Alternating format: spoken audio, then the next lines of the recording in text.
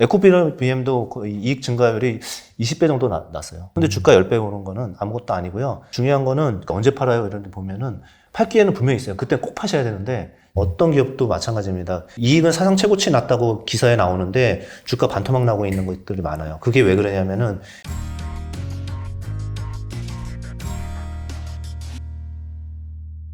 그리고 또 성장 사이클에 있는 전방 산업에서 기업을 고르자라고 하셨는데 약간 좀 파생되는 그런 쪽 수혜를 볼 수 있는 그런 쪽인 것 같은데 여기에 대해서도 좀 설명해 주세요.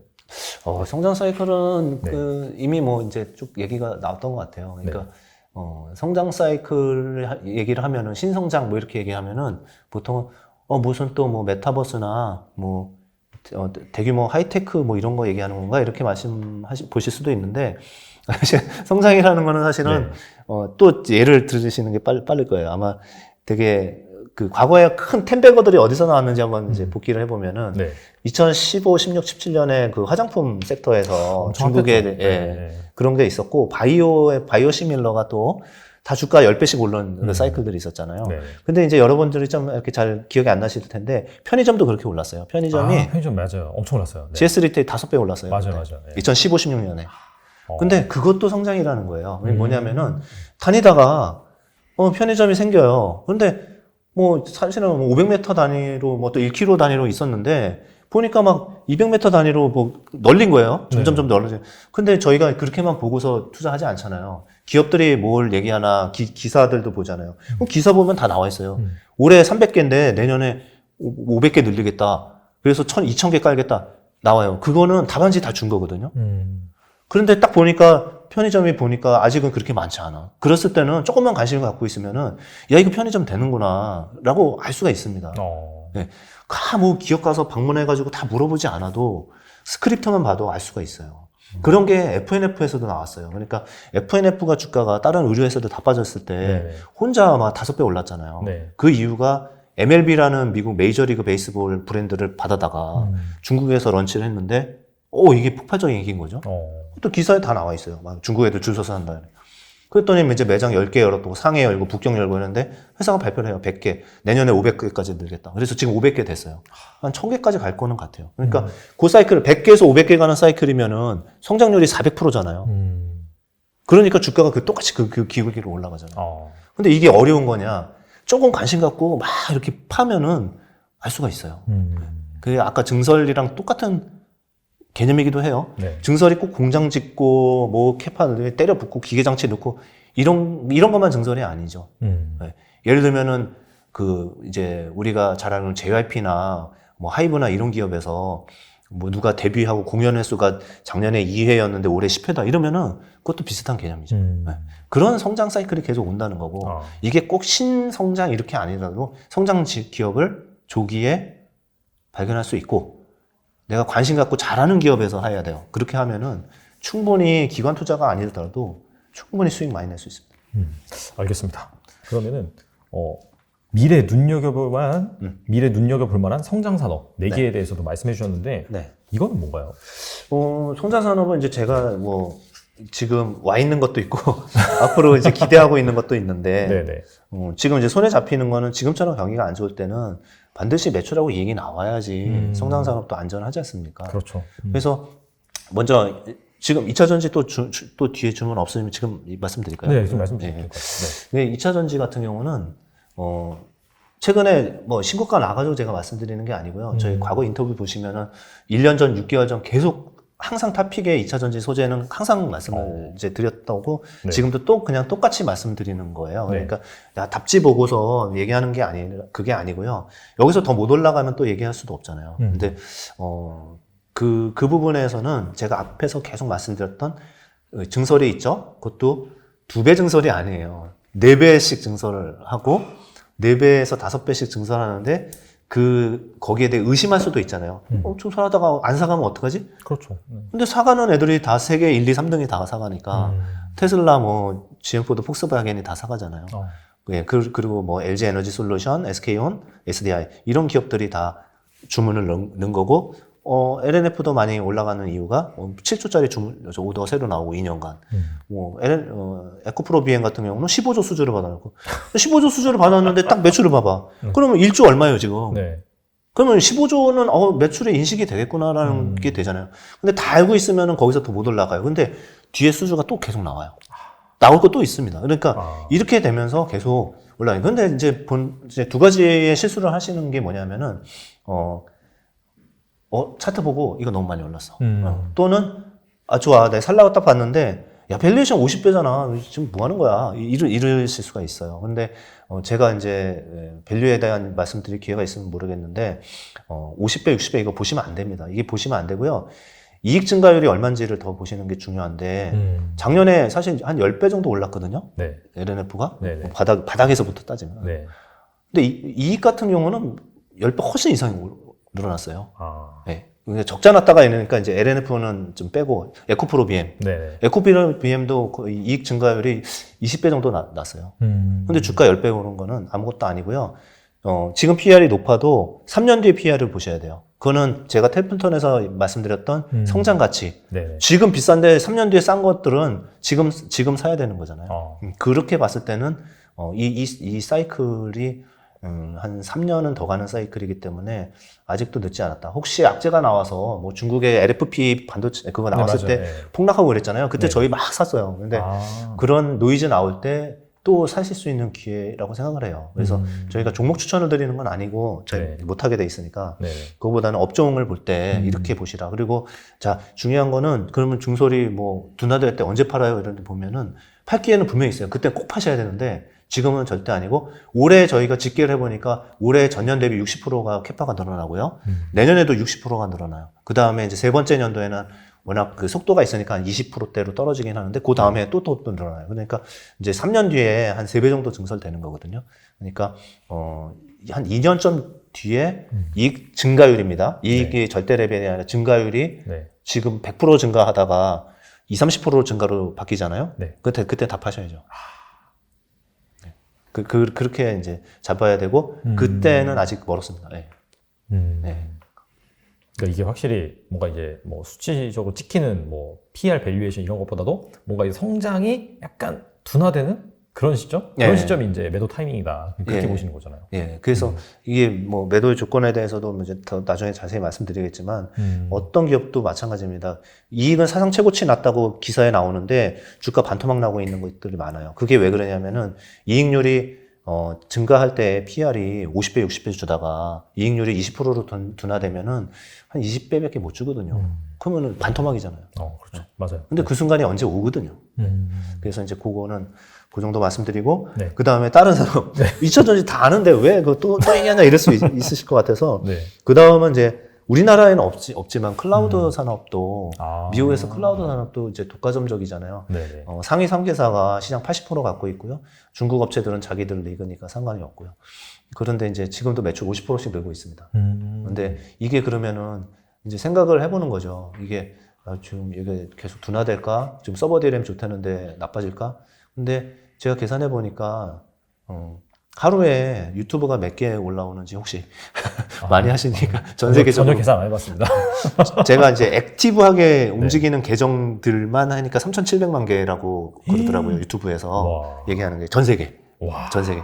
그 중에서 하루에 3천? 아니요. 아, 계정이요? 계정이 액티브한 계정이. 그런데 그렇구나. 예, 액티브한 계정인데 그게 뭐 안 올리는 계정도 있을 테니까 한 달에 하나씩만 올리면 하루에 100만 개가 올라와요, 유튜브가. 그거보다 많이 올 것 같은데. 네, 그 많이 하겠죠. 그러니까 네. 최소 100만 개에서 한 300만 개는 올라온다고 봐야죠. 어. 근데 300만 개의 동영상이 이것도 뭐 10분짜리부터 30분짜리 이거를 다 저장하지 않습니까? 그렇죠. 네, 아무리 압축 기술이 좋아도 끊임없이 그 서버가 필요한 거예요. 네, 그래서 데이터 센터, 클라우드가 필요한 거고.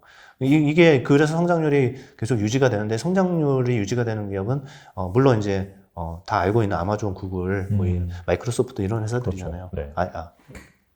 맞죠? 네, 맞아요. 네, 그렇잖아요. 그러니까 이제 그런 회사 과점하고 있고 이렇게 하면서 가격들도 좀 올리지 않을까요? 계속 이제 이런 생각이 들어서 클라우드는 좋다. 네. 그다음에 메타버스는요 갑자기 확 나타날 거예요. 우리가 이제 작년에 테마로 한번 했다가 실체가 없으니까 다시 다 빠졌는데, 그 페이스북이 메타로 이름을 바꿨잖아요. 네. 메타가 빠르면은 연말이나 내년 정도에는 실제 그 메타버스, 메타 플랫폼이라는 게 생길 거고요. 그때 안경을 안 쓰더라도 쓸 수 있는 그런 게 생길 텐데, 지금 우리가 페이스북은 너무 익숙하고 인스타그램 하시는 분 많을 텐데, 인스타그램도 갑자기 나타났는데 지금 몇억 명이 쓰고 있잖아요. 근데 메타버스, 그러니까 페이스북의 가입자가 30억 명이에요, 전 세계에. 네. 뭐 메신저 포함해서요. 그런 애가 이제 출시를 한 다음에 프로모션 하겠죠. 우리 이거 새로 만들었어, 들어와 하고 하면은 30억 명 중에 10%만 들어와도 3억 명이 바로 그런 플랫폼이 생길 거거든요. 그 생태계가 생기기 시작하면은 그때부터 게임 회사들 지금 뭐 작살나 있는데, 게임 회사들이 제일 이제 메타버스의 제일 강한 동인이기 때문에, 사람을 끌어들일 수 있는 제일 강력한 툴이기 때문에 이제 그런 것들도 이제 많이 재평가되고 뭐 그럴 것 같아요. 그래서 왜 마이크로소프트가 액티비전 블리자드를 샀는지 한번 생각을 해봐야 되죠. 40조나 주고. 그걸 준비하고 있는 겁니다. 확실히 좀 게임 이런 쪽이 사실 뭐 긴축, 그다음에 뭐 약간 인플레 이런 것 때문에 완전히 죽어버렸잖아요. 네. 성장주 이런 밸류에이션을 받다 보니까. 근데 약간 이게 제가 갑자기 드는 생각이, 유튜브 저도 이제 많이 이제 찾아보니까, 근데 가장 트래픽이 많이 나온 쪽이 다 약간 즐기는 쪽, 재미 이런 거더라고요, 보니까. 특히나 이제 먹방 이런 거 많이 보잖아요. 저런 걸 왜 볼까라고 생각하는데 저도 보니까 재밌더라고요. 결론은 여기서 얻은 게, 이게 사람이 약간 뭐 그러니까 즐기고 그런 산업은 약간 원초적인 거기 때문에 이게 맞습니다. 확실히 좀 계속해서 성장하겠구나. 그렇죠. 그런 생각이 들긴 하더라고요. 그래서. 그런 것 같아요. 그래서 사실은 이제 우리가 아는 메타버스를 표방한 것도 뭐 제페토, 네이버의 제페토나 로블록스 같은 게 있잖아요. 그런데 보면은 다 어린이들이거든요. 이제 그게 뭐냐면은, 아니 직장 생활하고 피곤한데 거기 가서 또 뭘 하고 사람을 만나고 이러냐, 피곤하게 무슨 세컨 라이프를 뭐하러 하냐 이렇게 생각을 하는데, 말씀하신 것처럼 즐길 것들이 있으면은 거기 가서 게임을 하는데, 게임하면 요새 이제 돈 벌 수 있는 게임들도 생겼잖아요. 그렇죠. 네. 아직은 미숙하지만 그런 부분들이 이제 더 많아질 거고, 그런 게임에 그 기업이 만들었던 게임들이 이제 참여자들이, 유저들이 들어와서 또 게임을 만들고 이런 것들이 반복적으로 생기면은 되게 큰 시장이 될 것 같아요. 잘 만들어야 돼. 그 대신 그렇죠. 네. 메타가 굉장히 중요한 게, 지금 메타 주가 왜 빠지냐? 지금 투자하고 있잖아요. 그 어마어마한 걸 만들려고 돈 쓰고 있고 사람 뽑고 있고 이런데 실적이 잘 나오겠습니까? 그리고 광고도 요새 별로 안 좋은데. 그렇죠. 근데 이제 계속 파는 거죠, 사람들은. 그러니까 그럼 지금만 보는 거예요. 근데 이제 미래를 보면은 조금씩 모으고 있으면서 잘 모아야 될 수도 있고, 그게 딱 나왔을 때 정말 환경을 잘 만들어 놨으면은 그러면 뭔가 또 그러면 한 30% 오르고 이런 개념이 아니겠죠? 그때는. 알겠습니다. 그리고 지금까지 2차 전지, 클라우드, 그다음에 약간 메타버스 좀 말씀해 주셨는데, 혹시 뭐 하나 더? 네 개가 우주 산업인데, 그거는 경고성으로 넣었어요. 뭐냐면은 이것도 독과점적인 구조를 갖고 있긴 하잖아요. 어마어마한 비용과 투자가 필요하기 때문에 뭐 제프 베이조스랑 그다음에 일론 머스크나 그다음에 스티븐 누구죠? 이름이 생각이 안 나요. 저도 갑자기 생각이 안 나는데, 하여튼 이렇게 버진 그룹, 버진 갤럭틱 하는 이 정도 있잖아요. 근데 이제 그런 데는 주가를 사면 안 된다. 그 얘기를 드리는 거예요. 왜냐면은 미래의 꿈도 많고 뭐 한데, 지금은 계속 돈만 쓰고 있어서 실체가 없는 거죠, 지금. 그런데 꿈은 있는 거니까, 이런 것들은 뭐 테마 나왔다고 샀다가 얼마나 크게 빠지는지, 아마 버진 갤럭틱 주가 보시면 7, 80% 빠졌어요. 그런 기운이 되는 거죠. 그래서 실체가 있어야 되고 매출이 발생을 할 때 그때 사셔도 전혀 늦지 않다. 약간 UAM이라든지 그쪽도 마찬가지라고 볼 수가 있겠네요, 사실. 그럴 수 있죠. 우리가 이제 현대차가 로봇 한다고 그래가지고 로봇 잘하잖아요. 근데 그게 뭐 매출 기여가 없는데 그걸로 사시면 안 되는 거죠. 수소차 좋습니다. 수소차 테마 얼마나 좋아요. 그렇지만은 수소차 몇 대인지 한번 세보고 사셔야죠. 지금 그렇죠. 전기차가 지금 800만 대씩 팔리고 있는데, 수소차 작년에 1만 몇천 대 팔렸어요. 전 세계적으로? 네. 진짜 조금 차이가 나요. 충전소가 없잖아요. 그러니까 이거 좀 매출이 발생할 때 사셔야 됩니다. 그러니까 수소 에너지 뭐 이래서 수소로 발전을 하고 이런 것들은 뭐 섹터별로는 좋습니다만, 그거를 수소차로 해서 사시는 거는 테마를 사신 거죠. 확실하게 테마랑 실체, 물론 이제 테마가 나중에 실체가 될 수 있지만 그런 그런 단계 같은 건 잘 구분을 하셔서 투자하시면 좋을 것 같습니다. 좋은 말씀 많이 해주셨는데 끝으로 이 투자자들을 위해서 한 말씀 부탁드립니다. 지금은 이제, 저희도 뭐 예측이 자꾸 틀리고 변수가 불확실한 것들이 많이 생기고 이러고 이게 언제 끝날지도 잘 모르는 굉장히 어려운 시기에 있습니다. 그래서, 이거를 보시는 분들이 뭐 기관 투자가 매니저가 나와서 뭐 책 선전한다 이렇게 보시지 마시고요. 정말 이럴 때일수록 공부를 더 하셔야 되고 어떻게 접근하는지를 잘 아시게 되면은 그거가 다가 아니에요. 그 안에 들어있는 많은 것들이 자기가 체득해서 자기 스타일로 만드셔야 되고요. 그게 반복적으로 하시다 보면은, 정말 나중에는, 되게 좋은 기업들을 남들보다 먼저 발굴하실 수 있고, 그리고 투자자 마인드 이런 것도 많이 넣거든요. 뭐냐면 실행에도 잘 옮기셔야 되고, 막 이런 네네. 것들이 많아요. 그런 것들은 진짜 훈련하면 됩니다. 그래서 저희가 맨 처음에 뭐 탁구 칠 때 잘 되나요? 안 되잖아요. 계속 그렇죠. 치는데 한 달, 두 달 치면은 그래도 잘 받고 넘기고 하잖아요. 그렇게 막 움직이는 공 어려운데도. 그것처럼 이 주식도 똑같습니다. 공부하시고 자기가 자기 스타일 정립하고 그 다음에 그 원칙을 지키고 이렇게 되면은 남들보다 훨씬 앞서갈 수 있다. 이제 이렇게 생각을 하고 네네. 그래서 제가 이제 20년 동안 제가 반성했던 거 또 이렇게 했더니 잘 됐는 거 이런 것들을 쭉 녹여낸 거기 때문에 꼭 이렇게 어려운 시기에 너무 이렇게 힘드시겠지만 그래도 공부하시는 기회로 삼으시고 성투하셨으면 좋겠습니다. 사실 시장이 어려운 시기긴 한데 뒤돌아보면은 또 시간이 지나서 보면은 사실 그때가 좋은 그런 투자 기회였던 적이 많은 것 같아요. 네. 그런 상황에서 지금 또 이제 주가가 안 좋다 보니까 다 떨어진 상황인데 또 중간중간에 말씀하신 그런 또 경제적 혜자가 있는 기업, 뭐 가격을 전가시킨다든지 증설을 한다든지 그런 기업 같은 경우에는 또 이런 불확실성이 해소가 되면은 언제든지 또 올라올 수 있는 그런 부분이 있으니까 그런 기업이 과연 무엇인지 여러분도 한번 이 방송을 보시고 잘 찾아보시고 추가적으로 또 궁금하다, 더 공부하고 싶다라고 하시면 또 대표님께서 쓰신 책 꼭 참고하셨으면 좋겠습니다. 네, 지금까지 김태용 대표님 나와주셔서 감사합니다. 네, 감사합니다.